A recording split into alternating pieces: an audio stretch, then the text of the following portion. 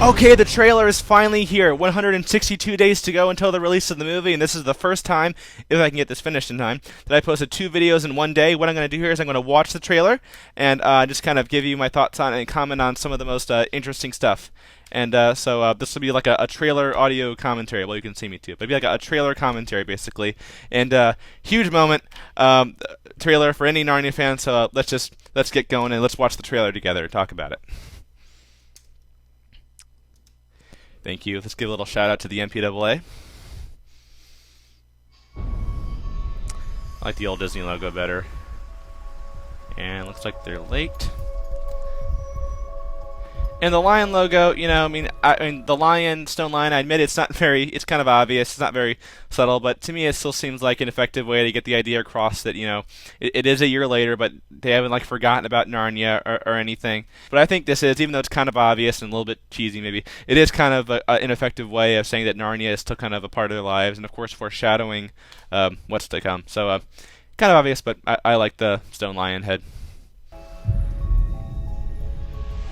This summer. Harry Potter. And I thought it said stand behind them, and they're standing there, so I thought that was funny. It's a strand. And journey back. And something's happening. Ooh, they're freaked out. Ooh, Lucy's grown up. That was unexpected. To Narnia. Catch hands and keep together. This is magic. I can tell by the feeling.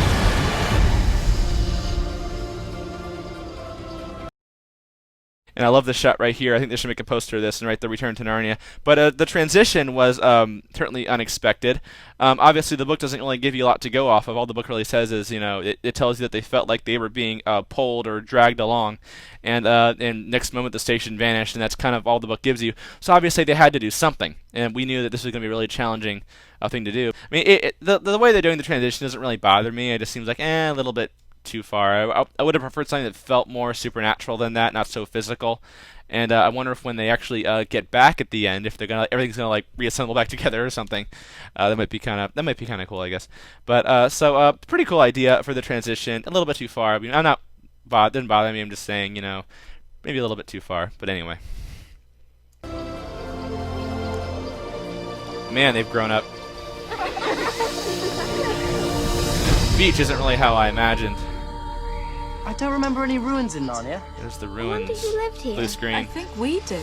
And this appears to be Susan holding a chess piece. I mean, we can't really tell what it is, but we can assume, I guess, until further evidence, that she's holding the chess piece, that little chess knight that she finds in the book. And one of the things I found applying The Witch and the Wardrobe very consistently is, though, to me they didn't really honor the big themes, the big sort of storybook quality of Lion, the Witch, and the Wardrobe, but they were faithful to a lot of like little things they kind of threw in there, like the blue bottle and the mothballs and Edmund drawing the mustache on that guy. Just little things that geeks like me will go, you know, that's so cool. I remember that from the book. And so here's another little thing that they're including in the film. It's still kind of fun as geeks to, you know, look at those things and freak out. 1300 years for Narnia. And you can see, if you go back, that there is some ivy above Peter's back, and in the book they chopped down some ivy, and there's the door. Here they've added another little wall, which I think is awesome. It just adds to the creepiness of coming back, this untouched place. And I always love the contrast of, you know, this rubble and wreckage, and then into this untouched treasure chamber, so different from everything else that, you know, it's a stroll down memory lane for them. And so I like the fact that they've added, just cinematically, I think it's a great way to add to the creepiness of, you know, finding this untouched place in the midst of this, you know, rubble. And I think it's a really cool, really awesome idea. Of course, we're all hoping that that Peter will say his line, you know, "It is my sword rending with it I killed the wolf." It looks to me like they are going to do kind of a big panning shot here. If you really look at it, it looks like the camera's going to start to pan. And I'm hoping there will be a big, you know, "Hi, King Peter is back" moment, just like it is in the book. You know, return being a big theme in the story. And so hoping it'll be a big moment right here in the movie. I think it's time we found out what went on here. Who are you? This looks to be our first look at Nickabrick, and I think Nickabrick looks really neat. He doesn't look like Warwick Davis, just one shot. Like how he's kind of hunched over, and I love the makeup. I don't recognize Warwick Davis in it. And so Nickabrick, he's pretty close to how I imagined the book. I think he's really cool. I'm not sure why Caspian's drawing his sword here. I mean, I kind of imagine maybe Nickabrick saying, I'd like to introduce you to my friends, a hag and a werewolf, and Caspian is, I don't know. So that's what I would assume maybe this is. I am Prince Caspian. It's cheesy. I don't really find the books epic at all, so I think it's somehow they're making the story so epic and grand. I think Narnia has this kind of innocent storybook quality to it, so, it's C.S. Lewis's unepic masterpiece would be more accurate, I think. You may find Narnia a more savage place than you remember. This is the very place where I interviewed Andrew Adamson, this location here where they fight. And I think that's the tagline of the movie, basically, is you may find Narnia a more savage place than you remember. I think just like with the poster, they really want people to take home the idea that this is going to be a darker film than the first film. That's the main idea they want people to get from this trailer.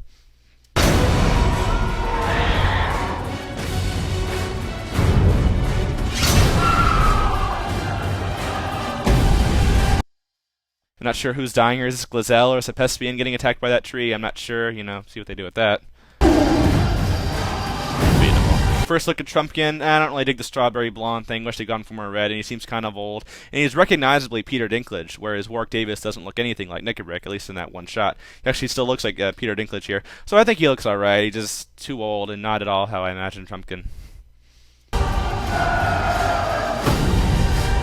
And we can assume he's pointing his sword at Miraz here. That's what the back of his head looks like. And the question to me is he putting his sword away, or is he about to kill him? I mean, what have they done here? Just giving Caspian a chance to kill Miraz, I guess, which he doesn't really get in the book, and it makes me nervous. Like, how far have they gone with this?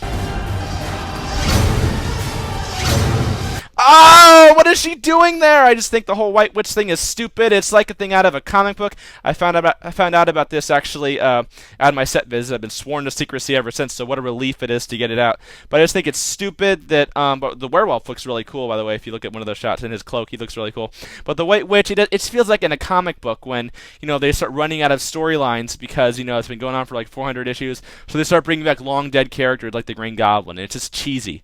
And so I really hate. I've heard a couple arguments for it, like, they're kind of foreshadowing Rillian, and everything, where I'm falling in love with a witch. But I just think it's just a stupid idea, like bringing back dead characters. Like, I'll talk about this more in future blogs, but the witch is dead. All the stories agree on that, as a very learned man once said. And I don't think those shots are connected. Susan is not throwing an arrow at the ice thing. You really look at the shot of Susan, and it looks very much like it's at the night raid. And the glass here is breaking inwards. It's breaking outwards. If she had thrown something at it, it would have broken inwards. And there's no sign of an arrow or anything here. So there's no reason to believe that Susan is smashing the ice with an arrow. It's like Return of the King. Really hoping this isn't the famous "Oh Trees Wake, Won't You" scene, just because hopefully they'll do like a day for night on this. I know that the day for night shots in Lion the Witch and the Wardrobe sucked, but I'm hoping that they'll set this at night. I think it'd be so much better, and this is one of my favorite scenes in the book. So all there that he you know is. is about to change. Love that fireworks shot, so much how I imagine it in the book. Aslan looks awesome. For Narnia, that sounds familiar. River God looks cool, a little too much like Hydra Man from the Spider-Man comics to me, and I would have preferred they gone with the Pauline Baines idea more. But I mean, it looks really cool, but I think they could have done something more original. And Aslan looks awesome! I wish I had time here to talk about all the visual effects in the movie just look incredible. Aslan looks so fierce. This is the Aslan that's not safe. Yeah, he's good, but he's not safe. This is the fierce Aslan I wanted from The Lion, the Witch, and the Wardrobe. The animation is amazing. Everything about the design and look and part of the cinematography, costume design, visual effects, everything looks so much better than it does to me in Lion, the Witch, and the Wardrobe. And Aslan, I think, looks so much scarier, and he has more oomph than he did in the first movie. So Aslan, huge thumbs up. So overall, I feel pretty much the same about the movie as I did before I saw the trailer. Like I'm expecting to walk out feeling like it could have been a lot worse. Like I'll be happy, but just kind of wishing for more. Is kind of I'm expecting to feel. The White Witch is kind of the only thing in the trailer that just drives me insane. Everything else, like a couple little things that like Susan dive bombing on the Gryphon, that's kind of dumb. But that's kind of the only thing that really drives me up the wall to insanity. But overall, it's an awesome trailer. It's just that stupid white witch is really the only thing that really kills me. So 162 days to go. This will certainly not be the last time I nitpick the trailer in a video. New stage of the Prince Caspian anticipation. The trailer is here, everybody.